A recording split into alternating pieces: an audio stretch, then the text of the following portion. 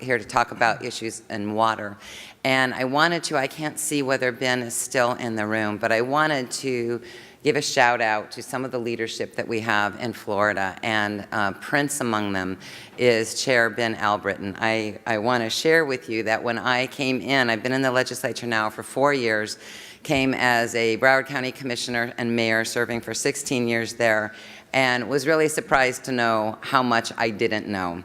And one day, Ben Albritton came all the way up to the freshman floor, floor 14, and with his whole crew. And when he walked in, I thought, holy cow, I'm in a lot of trouble. I don't know what I did, but he left his crew out and he closed the door, and I waited, and he went on. It was the most pleasant, amazing conversation. And finally, his staff popped their head in and said it was time for him to go. And I looked at him and he said, what? And I said, well, I'm in trouble. I'm just like, what is it? And he let out such a huge laugh, and he said, Kristen Jacobs, I'm just here to tell you that I enjoy working with you, and I think we're going to have a great partnership. And over the last 4 years, we went from city farmer, citrus farmer that doesn't know a lot about coral reefs, to city girl who knew a whole lot about citrus. And we got there by mutual respect. And he talked to you today a little bit about truth and the importance of being honest. When we look at the issues that are facing this state, new legislators, ones that have been there for a while, maybe getting some of those rough edges off because they've figured a lot of things out. The one thing that we know for sure, that we are pointing the finger in a whole lot of places. And the last slide up there that talked about the blame game isn't helpful. The one thing we're not doing really in this room and across this state is pointing the finger at ourselves. We know that septic tanks are a part of the problem. We know our stormwater runoff is a part of the problem. Instead, we're pointing the finger at a whole lot of other industries, and I'm very hopeful that as we move forward, what Ben spoke to us about truth and really understanding the issues that are at hand will be solved with each of you going to see your legislators, understanding there's a whole new crop coming in, a new governor, new appointments to department heads, new appointments to the water management districts. You're about to have a whole lot of newbies trying to figure out what to do. And we want to make sure that they're not pointing fingers, but that they're figuring it out. And you all collectively have the kind of knowledge that can help us make better decisions as elected officials, whether we are in the state legislature, whether we are on cities or counties, or even sitting on a water district. So I ask you to engage in this process, to not just come here, but call to action, to really get out there, share what you know, don't be shy, knock on the door, pick up the phone, call all of us that are in policy-making positions to help us get past the point. As one kid I saw recently had a t-shirt on, he said, I'm right, you're wrong, I win. We don't win when we back ourselves into corners and point. We work and we succeed when we're doing it together in lockstep. And so that's my message for you all today, is not just to listen, but to act. So we're going to have some really interesting presentations here today, and we have very long bios. You have them in your booklet, so I'm not going to go into too much. You'll understand their expertise as they begin to run through their slides and talk to us today. The first up is Frank Bernardino. He's a partner with Anfield Consulting. They are a consulting company that has expertise in water resources and environmental policy, and serving both public and private clients. He's a founding partner of the Florida Water Advocates, which is a not-for-profit organization that advocates for and monitors public spending on water infrastructure. And at the end of the day, we'll have a nice story to tell when we understand where our dollars have been going, and unfortunately where they have not been going. So with that, Frank, I give you the microphone. Good morning, everyone, and thanks again for having us here. Some of you have seen different versions of this presentation before, and the figures are updated, so let's jump right into it. We understand that we have an enormous challenge in Florida, whether it's drinking water, wastewater, stormwater, nutrient control. The amounts of money that are going to be necessary to address these challenges are enormous. When you look at the number for the Everglades, by the way, that number does not include the newly minted reservoir south of Lake Okeechobee, so you need to add another $1.5 billion to that total. And then you have the state's estimate about what it's going to take to address the threat to public and private infrastructure as a result of sea level rise, which they estimated about $3 trillion. So all told, if you take the sea level rise issue out, we're talking about $50 billion over the next 20 years. That's an enormous sum of money. Now, for those that are running around with their hair on fire recently over the algal bloom issue, those of us who've been sitting around the campfire for quite some time are like, well, where have you been? This problem of water quality has been with us for decades. We currently have over 1,700 water bodies that are segments of or entire water bodies that are impaired. 50 of those are Class 1 water bodies, which, as you know, are water supply sources. When we talk about the $3 trillion number, a lot of people say, well, can you put some context? Well, here's the context. This is the type of infrastructure that's going to be at risk. And if we want to be a sustainable state, and we talked yesterday about sustainability, we're going to have to plan for and address this issue. 3/4 of our population lives on the coast. About 80% of the state's economy is driven by activities on the coast. So the challenge is enormous. So where's the money going to come from?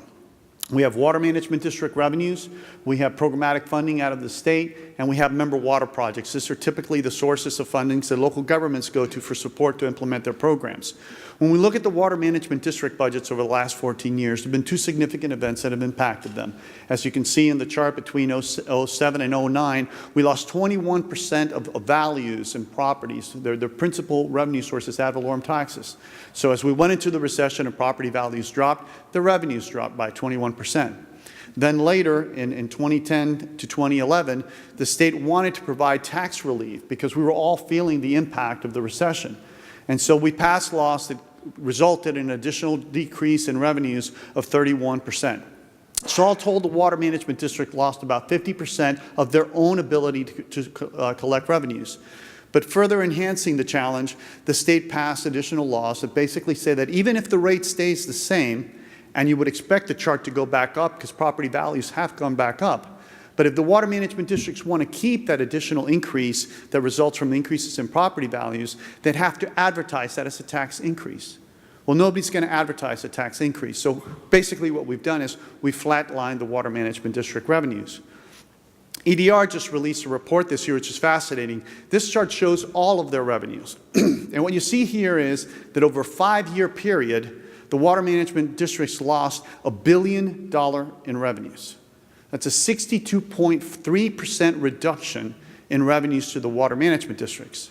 Now, the encouraging story is if you look towards the back part of the chart, you see that we're trending upwards.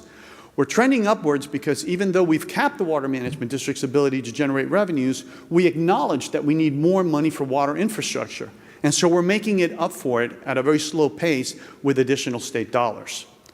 We still have the issue of the Amendment 1. It's not a political commentary. Most of us expect Amendment 1 this fall to pass, and this is the estimate that the water management districts have of the fiscal impact that they're each going to feel. So when we face, again, a $50 billion challenge over the next 20 years, every dollar matters. Where are the state dollars going? Here's some of the state programs that we have consistently over the years provided funding for. The biggest winner is Everglades. Now we're up to $300 million a year. The state legislature and the governor have made commitments to the Everglades that are historic in nature and very significant. The next two programs are your revolving loan programs for both drinking water and wastewater. EDR reports that approximately 91.5% of those programs, however, are federal dollars that are moving through the state budget. They're not actually state dollars, which we're constantly setting aside for that purpose.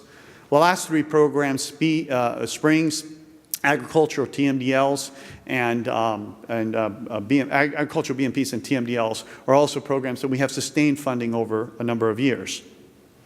Member water projects, a lot of political capital spent on member water projects every year. Well, here's where we have been on those over the last 14 years. And what you find is that when we hit hard times in the budget, water's the first thing that gets cut. It went to zero. For practically 4 years, there were no assistance from the state to local governments through member water projects. And in fact, in the last 3 years, the trend has been decreasing. When you look at the numbers as a whole, over the last 14 years, we've averaged about $90 million that have been allocated by the state for this purpose.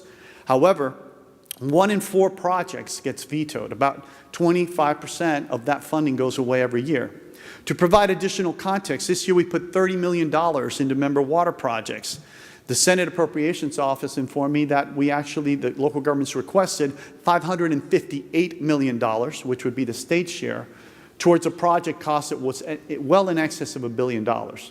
So we're addressing over $1 billion in infrastructure need by throwing $30 million at it, less than 3%.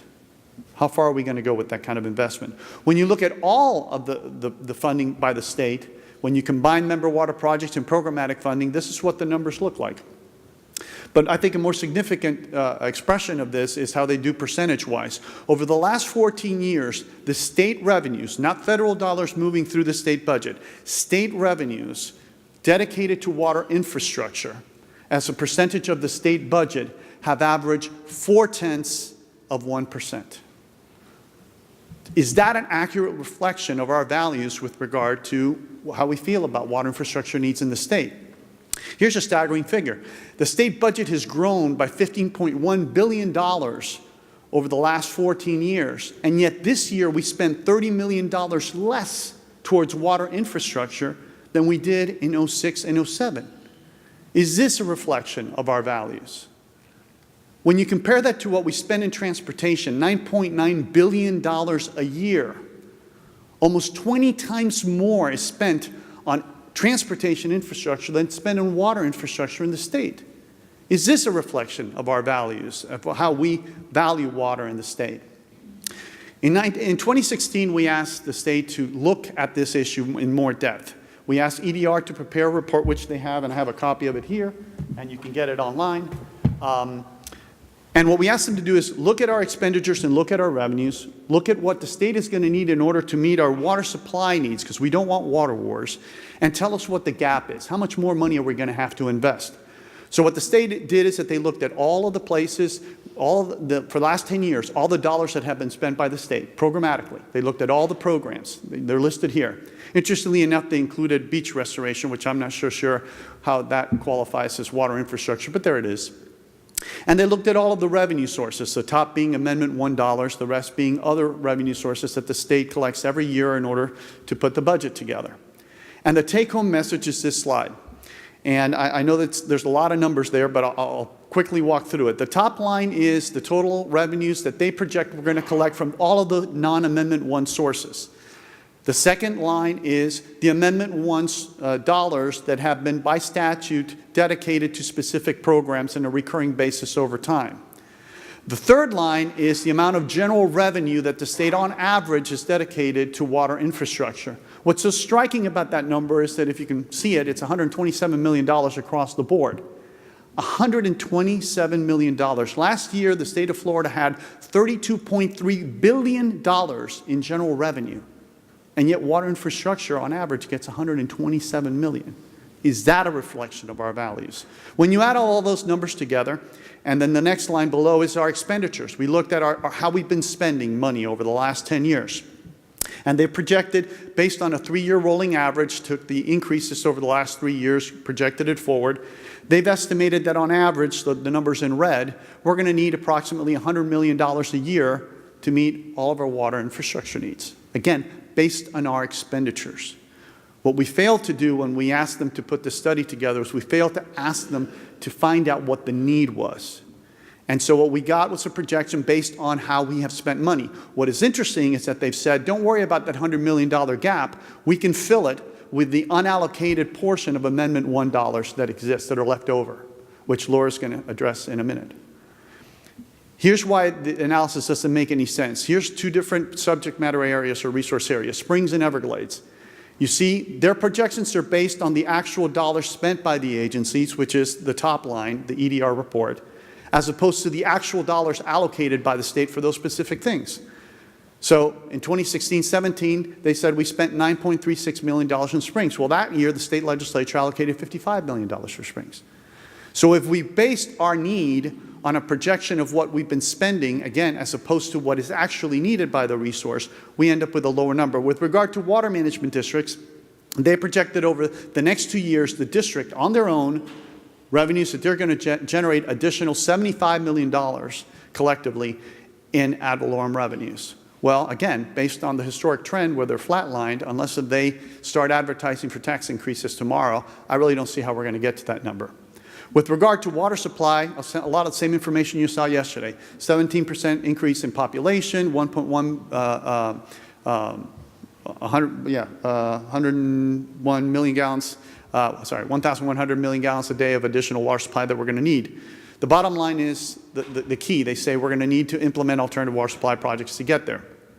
Why that's significant is because this governor has consistently over the course of his term asked the state legislature for alternative water supply funding. And he's included it in his budget proposal to the state, but we consistently have gotten zero in return. So where do you turn to? Who's going to implement the alternative water supply projects? Well, the local governments. Well, how well does this report reflect the local government investment to alternative water supply projects? They project that over the last 10 years, we have spent roughly, in the out year, if you look at this most recent one, our current year, that collectively, cities and counties are going to spend $22.5 million in water supply. I don't know where Lisa is here in the room, but I bet you that Boca alone spends more than $22.5 million a year. So that's how well we understand the challenge that the local governments face with regard to water supply. Bottom line is the report says we're going to need more money. We're going to have an increase in costs, and we're not going to get there if we don't have additional revenues. Thank you.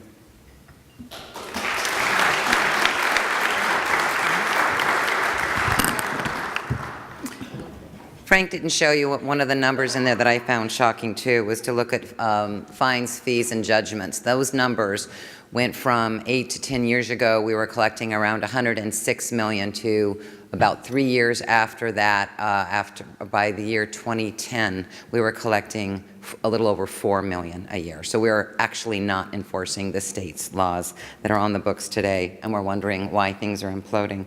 I wanted to introduce to you my daughter. My daughter is here on the stage. My daughter is Lauren Jacobs Donaldson, and this is Laura Jacobs Donaldson. We had such a joke about that last night to find, luckily, the middle names are not the same. But Laura is a shareholder in the Tampa office in Manson, Bowles, Donaldson, and Varn. She represents clients before the Florida legislature, executive agencies, and regional and local governments on environmental growth management and local government issues. She also serves as general and special counsel for many local governments, including having served as general counsel for the Southeast Florida Water Management District. She's got a whole lot of information under her belt, and she's going to come share it with us today. Laura?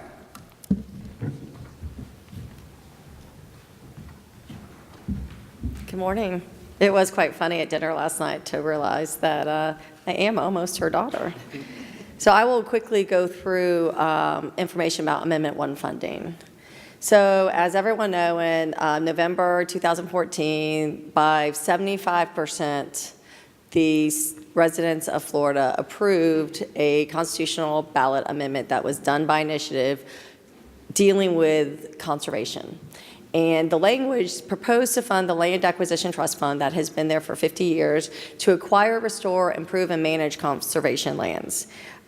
This equated to about $800 million a year for 20 years. Just real quickly, this is the language. I know it's hard to read, but I bold. It's for the acquisition and improvement of land, water, areas, and related property interests, together with management, restoration of natural systems, and the enhancement of public access. Now, that's really important because right after the legislature is the one who got to determine how to spend the money within those parameters.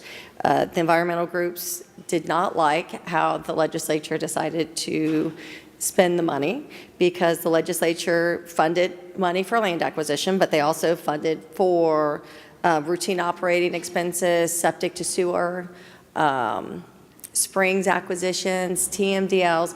So the legislature were funding programs that helped the environment. And so in 2015, a lawsuit was filed challenging the spending under Amendment 1.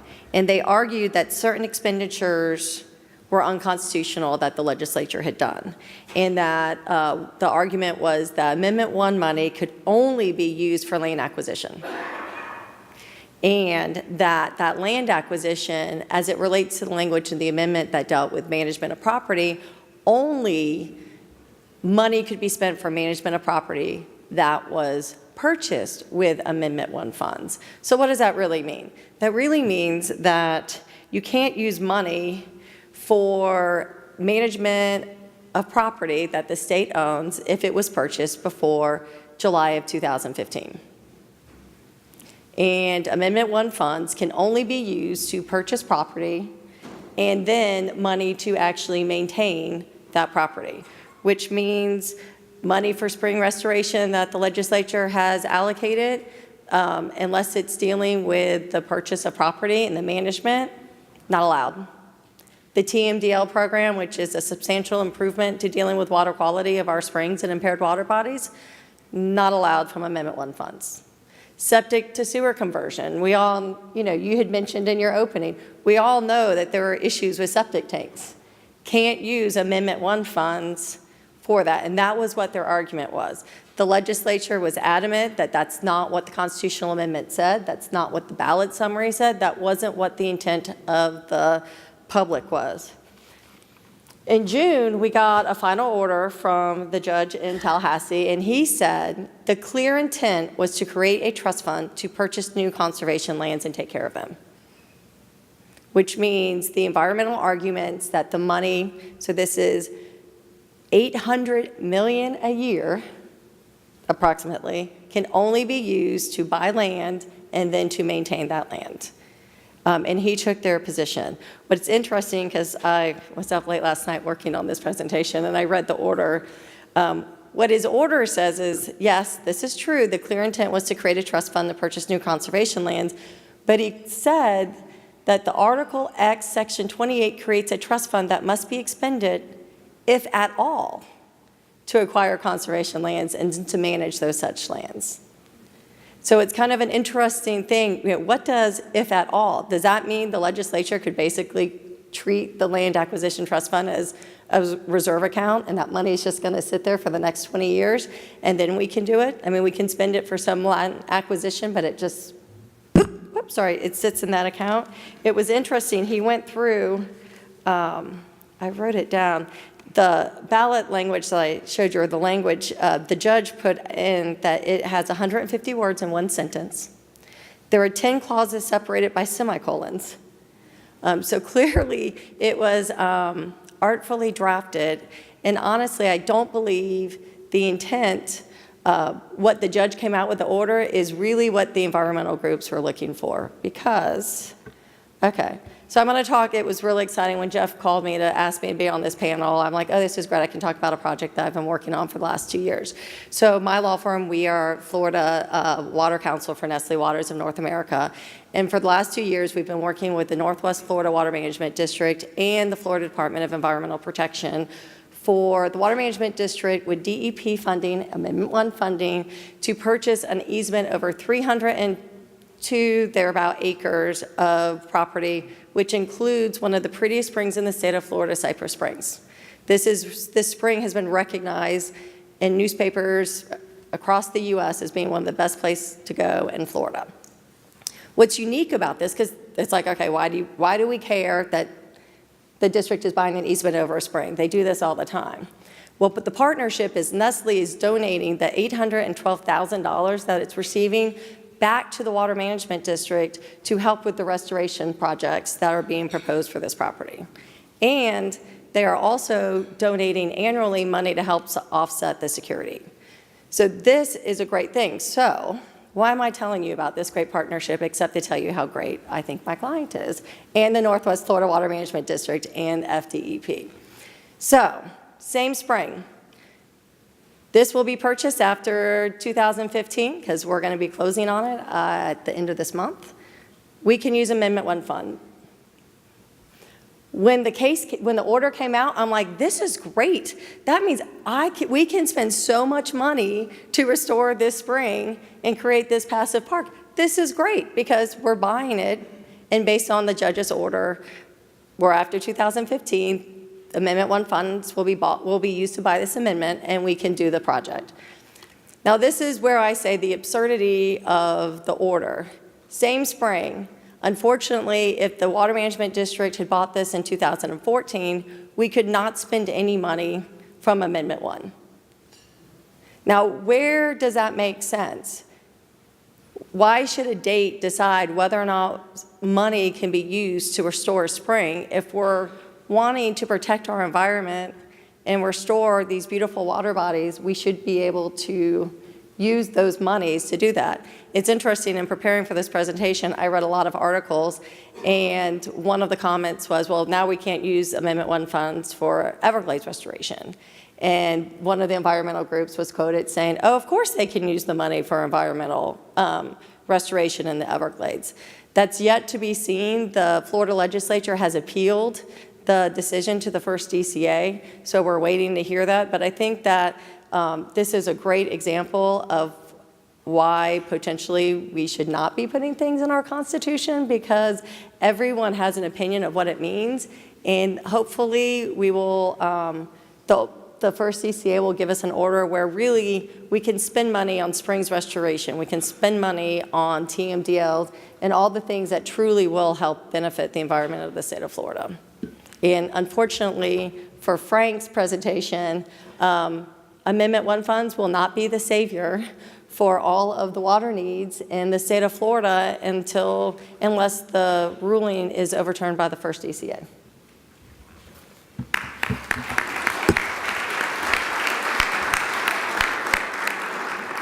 And Laura, the irony is that those dollars come from the trust fund, the Affordable Housing Trust Fund, that were collected for creating more affordable housing in the state. And now we're arguing about you stealing the money from that purpose, using it for another purpose, and now the courts are telling us the purpose for which it was clearly in everyone who voted for it, and they did in one of the highest voter turnout items in the country, is now not the purposes for which we are going to be collecting the dollars.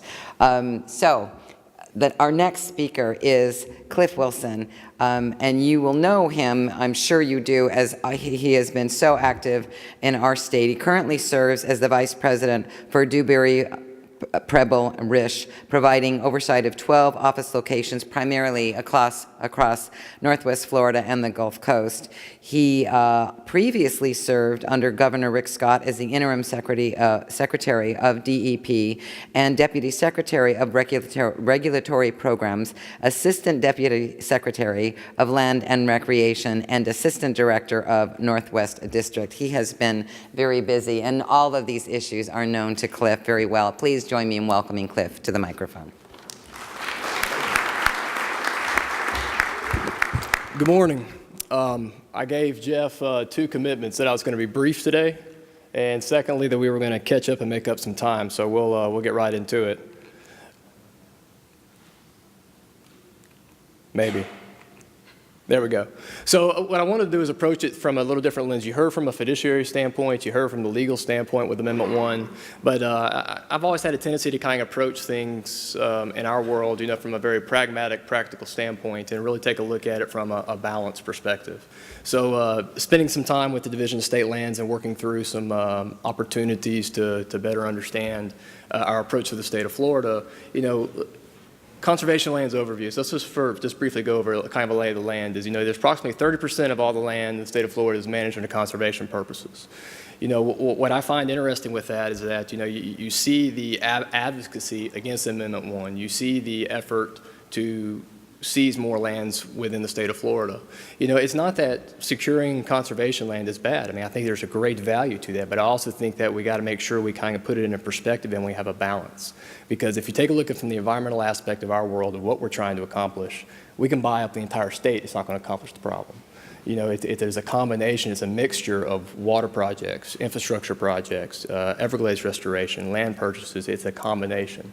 And so I think that over the years, when the thinking was very much more periscope, a lot of the effort went into land acquisition. Well, I think that we've made pretty good progress in that arena.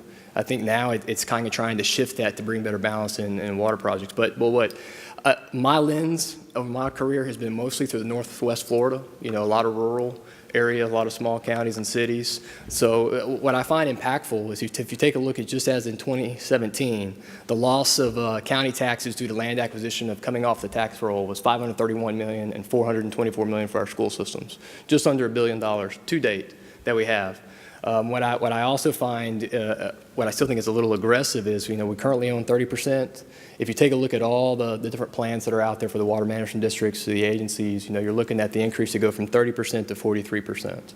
But if you look at that cost and burden you already saw Frank's presentation, I'll recap that in a few minutes on what that burden is. You're looking at additional $10.6 billion in acquisitions that are on the books, projected costs of $172 million annually. And as somebody that's got kids this is home. For many of us, this is home. State of Florida, doesn't matter where you are, Central Florida, South Florida. I know sometimes y'all forget about it's in Northwest Florida. We're Central Time Zone, not Eastern. But 75% of the state, it's going to accrue another 163-year debt service, which I think is pretty substantial that I don't want to put on my kids or my grandkids in the big picture what we're trying to accomplish. So when I look at the impact of Amendment 1 lawsuit, I think it's pretty clear. People recognize, the potential impact. But from an Everglades restoration project, springs protection project, so what does that mean? I think the more common thought on springs protection projects is the traditional septic to sewer, which is huge in terms of removing the nitrogen and the different things that we're trying to accomplish. But we're talking about agricultural BMPs would no longer be in play, water conservation projects, hydrologic restoration projects, reuse. Already talked about wastewater collection and treatment, but something very dear to my heart as a water resources guy, the stormwater projects. So what does that mean at the local level? Well, when I look at we already talked about the tax base that already comes off in this war that we have against, the land acquisition advocacy.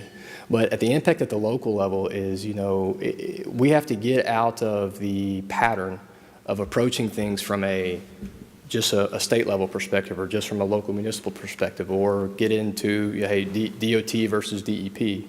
I think that if you take a look at the amount of funding that's out there, there's an opportunity for much more collaboration between the state, the municipal level, interagency. There's a lot of opportunity with these big DOT projects where there are funds already allocated. Let's get smarter with how we're capturing, harvesting water, things that we can do. I think there's a tremendous impact that we can look at. But generally speaking, at the local level, without the state support, without federal support, there is just not the tax base. There is not the ad valorem taxes that are in play for the water management districts to bridge this gap. And so I think that it's important that we find more strategic ways to come together, top and horizontal. Florida water needs, just recap, this is getting more to the fiduciary side of recapping Frank's presentation, more so my point of reference is the EDR report. But again, $16.5 billion in drinking water, $11.3 billion Everglades restoration, $18.4. So we're talking about a total sum of $50 billion. Well, we already talked about the interest to already spend another $10 billion in regards to land acquisition. So again, it's not that one is better than the other, in my opinion. I think it is the balance and the compromise of what do we do collectively as a whole that we have to get a little bit smarter about and not let our own kind of special interests govern. So bringing it home, again, I think everybody recognizes there's a great deal of water infrastructure needs across the state of Florida.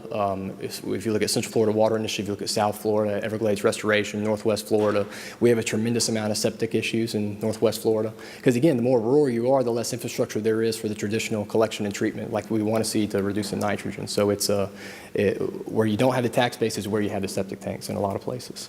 So it's something that we have to get a little bit. But again, our primary drivers, population growth, it's projected according to the EDR report, 25% increase by 2035. There are parts of the Panhandle. I have one stakeholder alone that I serve in the Panhandle of Florida that looks to double our population in Northwest Florida. One stakeholder looks to double it, and when the amount of purchase and the amount of entitlements that they have encumbered over the last 3 years. Water demand projection increased by 17%. I think that it's made some phenomenal strides with Florida Water Initiative to come together and get a more strategic plan. Again, you're talking 250 to 300 million gallon deficit that has to be overcome. These things are not going to be done without the right funds and the support that we need from the state, the federal, and the local players. So at the end of the day, I think my greatest takeaway I'd be is, I think that we are very good at getting together in settings like this. I think that we all can get up here and talk about what we're trying to do, but I think it takes everybody in this room and then some to be out there in the battle, making sure that we're getting out there to do what we can do. Not from a standpoint that, you're grandstanding and we're charging the Capitol Hill. I think that you have to be cautious how you do that because then you kind of fall on deaf ears. We have to have educated, reasonable conversations that we're working together. And I said, until we do that, we're not going to accomplish the mission that we need to. So I'll turn it back over to our representative and we'll go to questions from there. Thank you.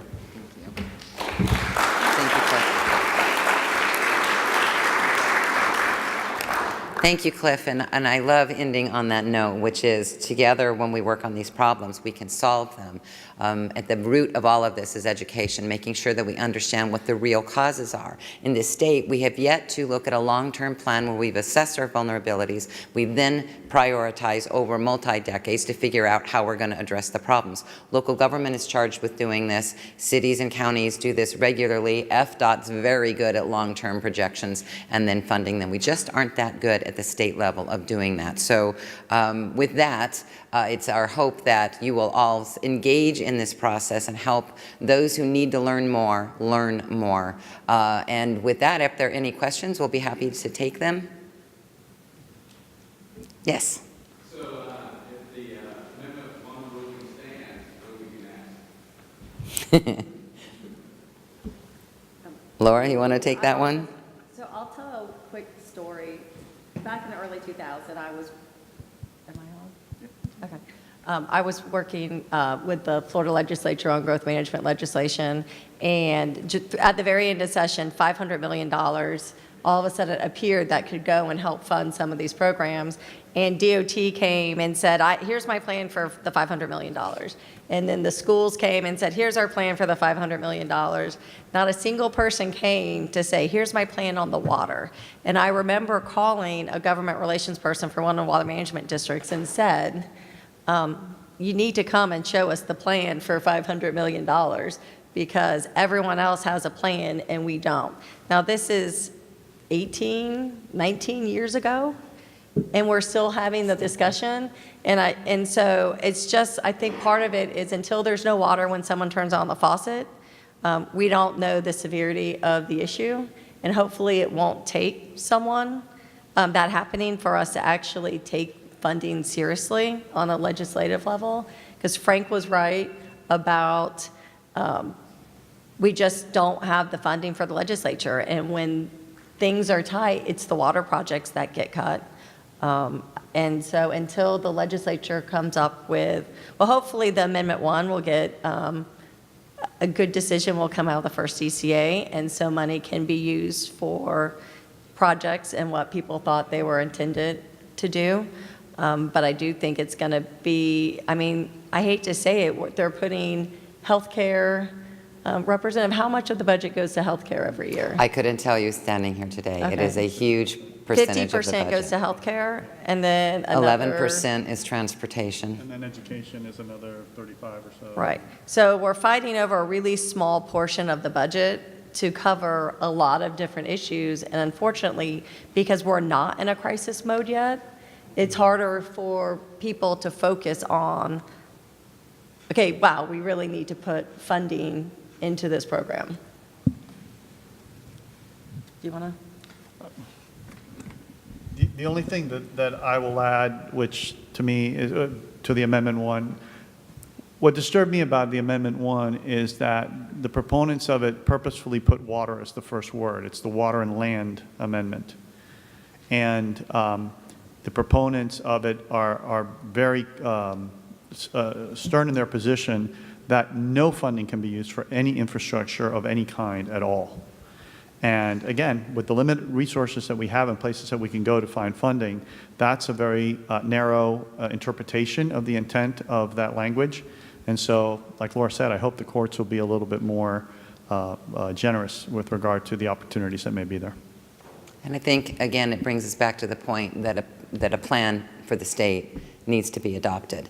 And I sit on Ag and Natural Resources Appropriations, and I am a broken record for return on investment, asking everyone that comes forward with a bill, every local government, what is the return on investment? What are you bringing to the table? You've got to come with more than your appetite. And how are you the best investment for the state? And we have projects that have come to us. One last year that was a 99-year-old clay pipe system that was crumbling. Now, In 99 years, their system, it was a surprise to them that it wasn't working anymore. And in asking them, what are you going to do if you are not funded, which it turns out they were not, they said, well, we'll simply be back here next year asking for more money. So there was no investment. There continues to be this problem, and there is no larger plan that says these are the projects that we're going to fund. These are the qualities or characteristics of projects that the state values, and Frank talked to us about value, and that would push people or incentivize these projects to move to the front of the pack to check certain boxes. We have yet to do that as a state. It is my hope in this next legislative session that we can continue to move in that direction, and we'll keep you posted. Okay, we had another question on the back and then one over here. To my understanding, Pinellas County, according to both resolution and ordinance, has been sold, seen as a fee simple title in statute 380.08, seen as a 30-year foreclosure process. So as the water district has been positioned on my county ad valorem lien, and the water district slowly rises into power over the next 2 decades, and the county falls into dissolution, do you feel as though it's a justifiable form of taxation to justify the water district in the form of a levy as opposed to county's taxation in the form of a lien on the ad valorem property tax? I believe that to resolve the issue, it's going to take a very creative and comprehensive look at all the potential sources of funding that could potentially be out there. Clearly, local governments have and do this. One of the things that's interesting, a lot of people say, well, you know, local governments shouldn't depend on the state for funding. Well, when the state ran the 444 program, the funding that the state provided actually became an enormous catalyst for local governments to take care of their infrastructure problems. The state share of the projects that were implemented as a result of that was 20%, and the local government share was 80%. I think that everything should be on the table. And obviously the financial situations of different local governments around the states varies, and I think that we need to be sensitive to that. As you spoke to in the northwest part of Florida, you know, it's not the same. And I was speaking to Brett Cyphers recently, and he was saying, look, you know, there's some of the things that they need to get done that they just don't have the resources to pay for on their own.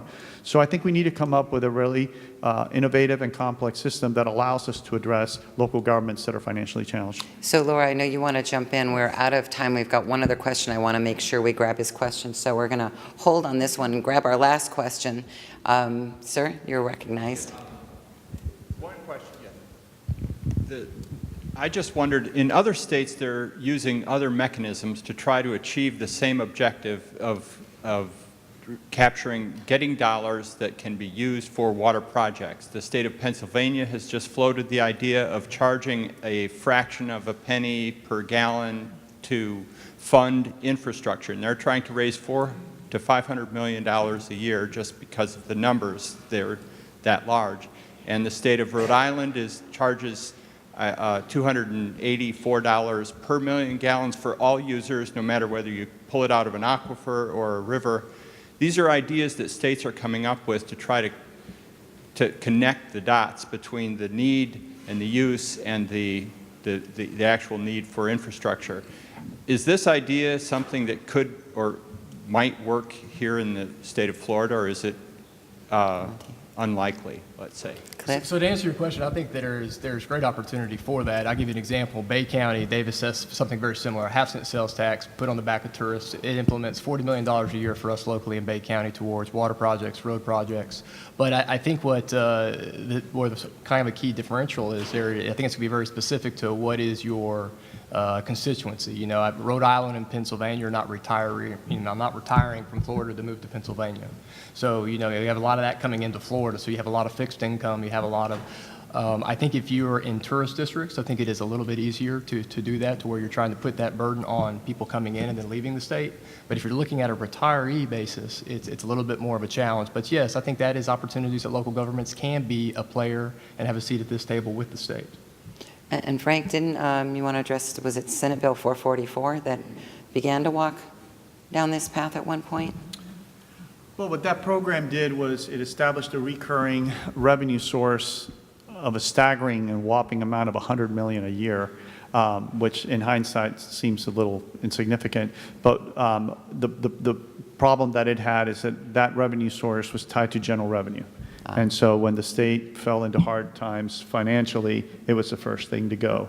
But I couldn't agree with Cliff more. I think everything should be on the table. We should be having an intelligent conversation and look at all the opportunities. And I would just like to say, Northwest being unfortunately separate, the water management districts do fund a lot of cooperative. I mean, they're leveraging their revenues to fund projects that would not otherwise be funded.